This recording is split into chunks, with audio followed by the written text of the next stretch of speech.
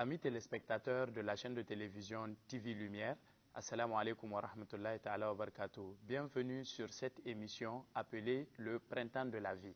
Cette émission, Le Printemps de la vie, est une émission qui va vous parler de la jeunesse dans toutes ses déboires et dans toutes les éventuelles solutions qu'on peut proposer pour solutionner effectivement la vie de la jeunesse. Parce que vous savez que la vie de la jeunesse est marquée effectivement de plusieurs facteurs. Des facteurs de turbulence souvent, des facteurs souvent d'audace, des facteurs de fougue, et tous ces facteurs, lorsqu'ils ne sont pas canalisés, et effectivement peuvent exposer le jeune à beaucoup de situations souvent désagréables. Et c'est pour cette raison que cette émission, dénommée Le Printemps de la vie, va prendre en charge tous ces facteurs et aider la jeunesse africaine de façon générale à surmonter toutes ces déboires et faire en sorte qu'une jeunesse africaine soit une jeunesse positive, cette jeunesse soit cette jeunesse positive qui va transcender les obstacles d'un développement. Alors, avant d'entrer de jeu, nous allons, à partir de ce premier numéro, aborder la question même de la jeunesse. Parce qu'avant de parler de la jeunesse, il faut savoir qui est jeune. Il faut donner une définition de qui est jeune, de qu'est-ce que c'est que la jeunesse.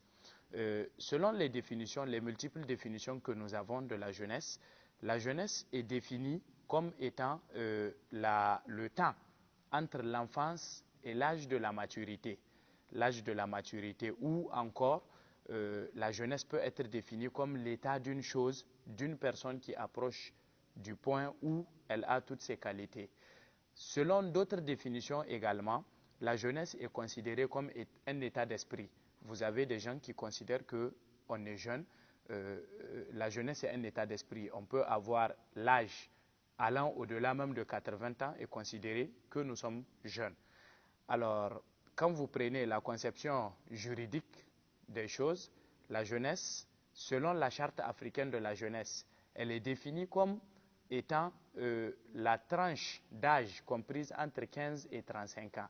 15 et 35 ans, cela veut dire qu'on peut être jeune étant mineur et on peut être jeune étant majeur, étant donné que l'âge de la majorité absolue est considéré comme à partir de 18 selon d'autres pays et 21 ans selon d'autres pays.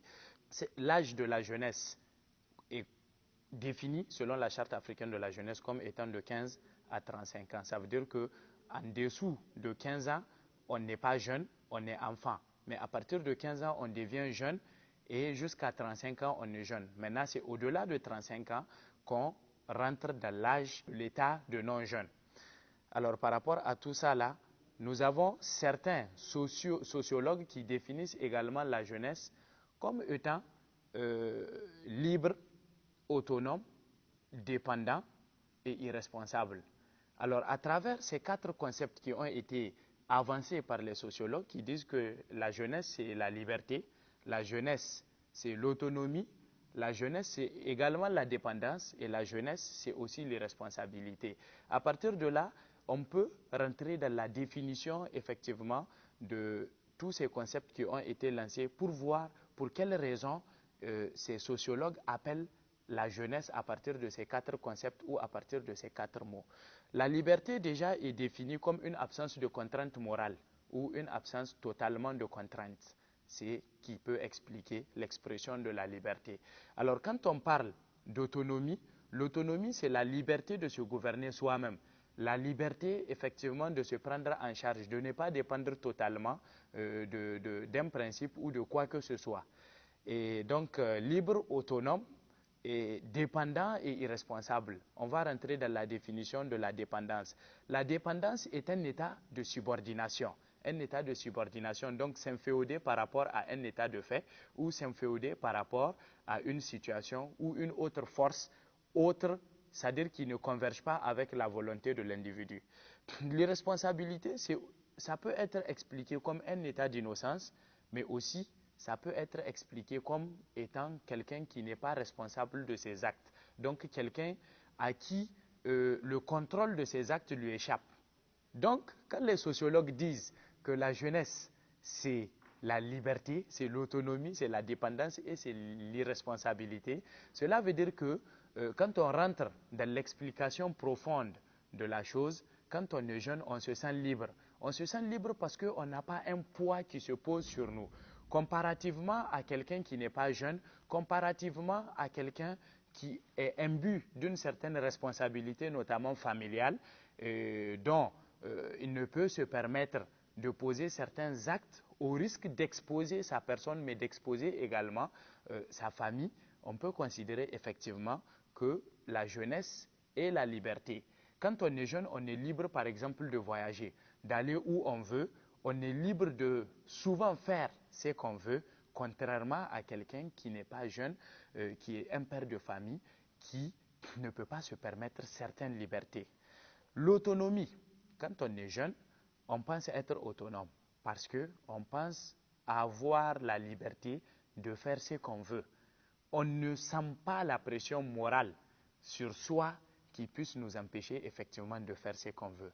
La dépendance, parce que c'est justement là le paradoxe, on a en fait deux termes qui sont opposés ou quatre termes qui sont divisés en deux groupes, de deux termes qui sont convergents chacune et qui sont opposés au niveau des groupes. C'est-à-dire le terme liberté et autonomie convergent vers un seul groupe, le terme dépendant et irresponsable, on peut les mettre dans un même bloc. Donc quand vous prenez le bloc de liberté et d'autonomie, il diverge avec le bloc de dépendance et de l'irresponsabilité.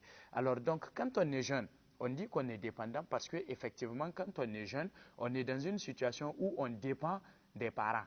Et on est très souvent considéré lorsqu'on est jeune comme n'étant pas responsable. Donc d'où le terme d'irresponsabilité. Ce qui fait que souvent, à travers certains actes que le jeune peut poser, on considère que non, c'est parce qu'il est jeune. Donc qui dit jeune dit irresponsable. Il n'est pas imbu de certaines valeurs de responsabilité qui puissent l'amener à une prise de position qui peut être considéré comme responsable dans la société. Ce qui fait que les sociologues, effectivement, quand ils disent que quand on est jeune, on est dépendant et irresponsable, parce que le jeune, en plus du fait qu'il soit autonome et libre, comme nous l'avons dit, il est également dépendant. Donc son autonomie et sa liberté s'arrêtent à partir de la mesure où nous rentrons dans la parcelle de la dépendance. De la dépendance, dans quel sens? De la dépendance dans le sens où le jeune est sous la tutelle de ses parents.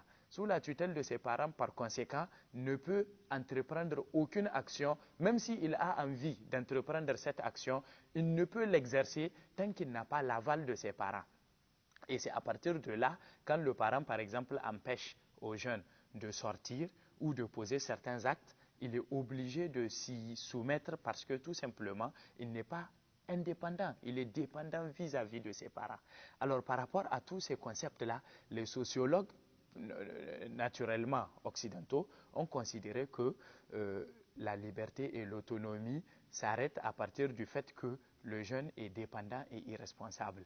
Donc c'est à partir de là que nous disons que effectivement cette définition qui donne son explication à partir des éléments qui ont été avancés, cette définition va avoir des limites. Va avoir des limites dans le sens où il y a un élément important ici qu'il faut rappeler, c'est qu'on peut être jeune et être responsable. Et être responsable dans quel sens? Tout de suite, je vous ai parlé du caractère dépendant du jeune.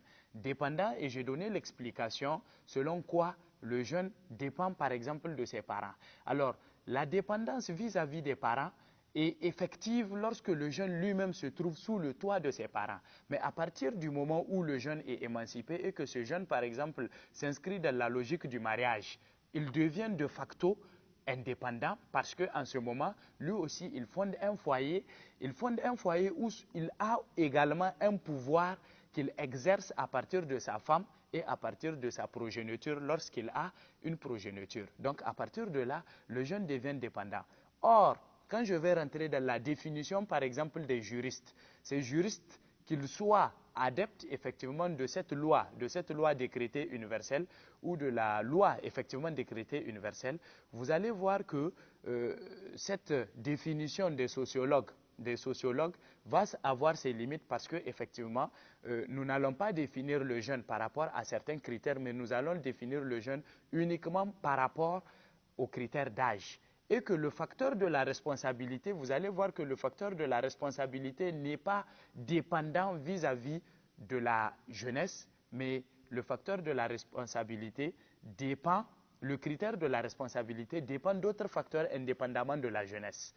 Alors, quand vous prenez par exemple la Charte africaine de la jeunesse, la Charte africaine de la jeunesse, qui est une sorte de loi que les États africains, notamment l'Union africaine, a élaborée, qui consiste effectivement à garantir aux jeunes leurs droits. Et cette Charte africaine de la jeunesse définit la jeunesse comme étant la tranche d'âge comprise entre 15 et 35 ans. Et quand vous prenez dans certains continents, comme par exemple en Europe, la jeunesse est définie comme la tranche d'âge comprise entre 15 à 24 ans. Donc en Europe, à partir de 24 ans déjà, on commence à quitter la tranche d'âge de la jeunesse. Donc à partir de 25 ans déjà, on rentre dans l'âge où on est moins jeune. Mais en Afrique, c'est de 15 à 35 ans. Donc, selon la Charte africaine de la jeunesse, on considère qu'à partir de 18 ans, le jeune devient majeur. Donc de 15 à 18 ans, on est jeune mais on est mineur. Mais à partir de 18 ans, on est jeune mais on est majeur. Et à partir du moment où on atteint l'âge de la majorité, donc que ce soit 18 ans selon certains pays ou 21 ans selon d'autres pays, on considère qu'à partir de ce moment, on devient responsable de tous les actes qu'on aura à poser. Donc, de facto, le caractère dépendant et irresponsable de la jeunesse tombe puisque nous sommes déjà à un instant où tout acte qui est posé peut être réprimé par rapport à la loi. Alors, je vais finir par la définition de l'islam.